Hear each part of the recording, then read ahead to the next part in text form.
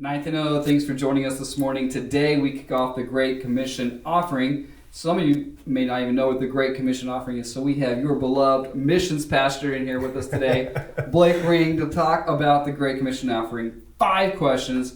The first question is a two-parter, Blake. Okay, we got it. Question number 1, what is the GCO and how did it get started? This is a great question you begin with. Well, some of you are obviously new to our church, or maybe it's been a while since you heard us talk about the Great Commission offering.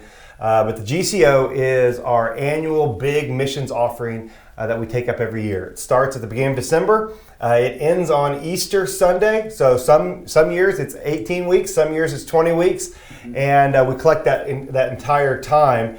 And so that's what the GCO is. And in terms of like how it got started, in 2009, I remember specifically, we kind of struggled that year with promoting some of our offerings because we had multiple offerings. We had the Lottie Moon, and then we'd come behind that with the Annie Armstrong. We were taking up some special offerings in some of our worship services, and it was kind of just confusing. So we said, hey, why don't we just lump it all into one big offering? We'll do it during that stretch of time to be easier to communicate to our congregations. That's why it got started. But also, as some of you are maybe feeling right now, you're buying the Christmas gifts, and you get more kids gave. It's a little bit more expensive.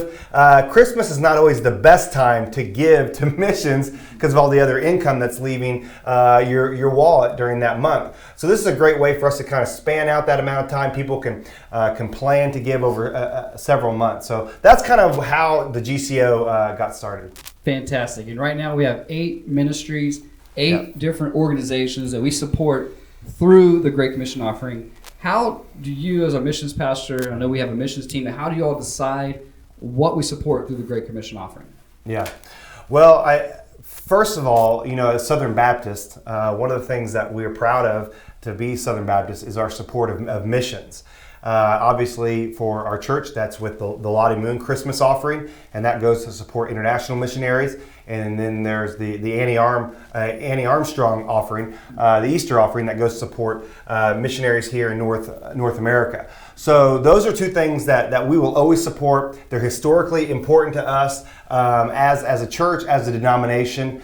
But I love how we're able to kind of support these other groups as well. We have 6 other organizations, ministries that are supported through that. And I like it because it provides us just that flexibility. Now, in terms of how we came to that decision, that's really something that the missions team and I work on. We talk about things that are happening in the life of the church, and that's how it gets shaped. Mm-hmm.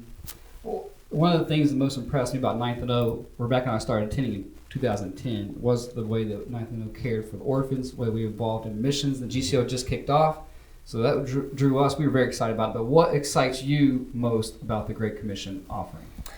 Yeah, I mentioned just the flexibility to kind of change things up from year to year. And the reality is we have a lot of people that come through our church that go onto the mission field or have different passions for missions. So I love the fact that we have that flexibility in the offering. And this year, we've got 2 organizations that we've never supported through the Great Commission offering, and that's 5 Loaves and African Children's Mission. And those are 2 ministries that are very important to a lot of our church members. They're important to us as a missions team. And I think there's hardly any better way to spend your money than to support these wonderful organizations that are doing incredible work with children, which is something that our church is just passionate about in general. We have lots of kids. It's something that we love to do. But it seems like anytime we do something involving orphan care or children with missions, our church just responds. So I'm so excited that we're able to highlight those ministries. Again, 5 Loaves, African Children's Mission, and to just shine a light on them, but also to support them in a tangible way. Yeah, fantastic. Blake's excited. I'm excited. We know you're excited. So what is our goal this year for 2020, 2021? We want to get to what on Easter Sunday? Yeah, our goal this year is $90,000. It's actually the same goal that we had last year. We didn't adjust that just with everything happening this year. We just kept it the same. You guys crushed it last year. The last month of giving for the Great Commission offering was just unbelievable. I could hardly